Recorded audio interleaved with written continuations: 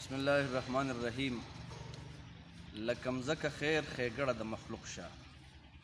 لکمزکه خیر خیګړه د مخلوق شه، خپلې ورکړې ته اسمان په تماشه که. الحمدلله کفالت یتیم سنټر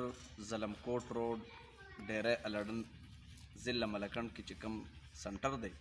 د یتیمانو بچو او هلکانو، په هغې کې د څو خبرو کمی و چې په هغې کې زموږ سره هینډ پمپ نه و،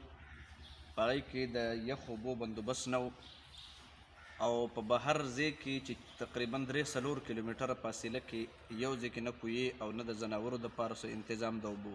او دلته کې ډېر لوی ضرورت و د دې څیزونو. کفالت یتیم سنټر کې د قطر چې کوم ګروپ دی او تنظیم دی صحبت طیبه، هغوی خپله مرسته باندې او په خپل مال باندې او په پیسو باندې د دې 3 واړو شیزونو بندوبست کړی دی. هغه زه تاسو ته نن ښیم. هغه کې یو دا هینډ پمپ دی چې د دې ډېر لوی ضرورت و، دلته چې بجلي به لاړه نو د ماشومانو ته به د اودسونو اوبه نه وي او نورو خلکو ته به هم ډېر لوی تکلیف و. الحمدلله دا مسله الله تعالی د دوی په لاسو باندې حل کړه. دلته کې د یخ اوبو بندوبست هم زموږ سره مستقل نه و،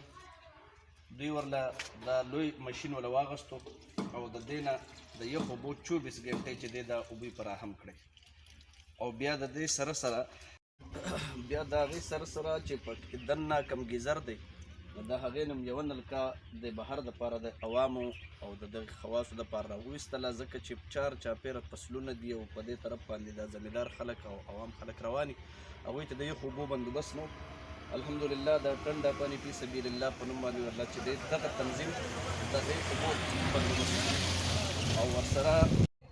او یوازې دا نه چې تش د انسانانو دپاره د ګرمو یخ اوبو بندوبست وکړو، بلکې د ځناورو دپاره چې دا کوم حوض الحیوانات دي چې یې پانی صرف جانورو کې دي، دا د دې ځای کې چې څونه ځناور روان دي دا حوض چې دی د هغوی دپاره یې هم جوړ کړو. نو دا یو ډېر لوی د خیر هغه کار یې وکړو چې دا د دې اجر یوازې دغې تنظیم ته صحبت طیبې والو ته عام انسانان دعاګانې نه کوي یا ورته یوازې یتیمانان دعاګانې نه کوي، بلکې د خدای په مخلوق کې ځناور هم چې دي هغه هم دوی ته به انشاءالله دعاګانې کوي. روزانه د دې دغې نه 5-6 پیرې دا ډیګۍ ډکېږي او هغې څکلې کېږي. الله تعالی ورته د دې اوبو په رحمې د دغې ګروپ په ذریعه سره راوسته. زه د الله تعالی نه دا دعا کوم چې الله تعالی دې دغې کسانو ته چې چا دا مرسته کړې ده، چا مدد کړی دی، الله تعالی دې په دې کاروبارونو کې هم برکت واچوي، الله دې په ځوانو کې هم برکت واچوي، الله دې ورته د خیر لارې هم کولاو کړي او بچي دې هم الله کامیاب کړي. او څومره چې د الله تعالی سره خوشحالۍ دي، عزتونه او رحمتونه دي، الله تعالی دې پې ټولې پیرزو کړي او الله تعالی دې د هر قسم دشمنو نه، لا علاج مرضونو نه، ذلت نه، شرم رسوایۍ نه او دا مسافرۍ د بې عزتو نه دي الله تعالی په خپله پناه کې وساتي. د ټولو ډېره د زړه د کومې نه شکریا ادا کوم، ډېره مننه. الله هم ښاد آباد لره، الله هم کامیاب که. السلام علیکم ورحمة الله وبرکاته.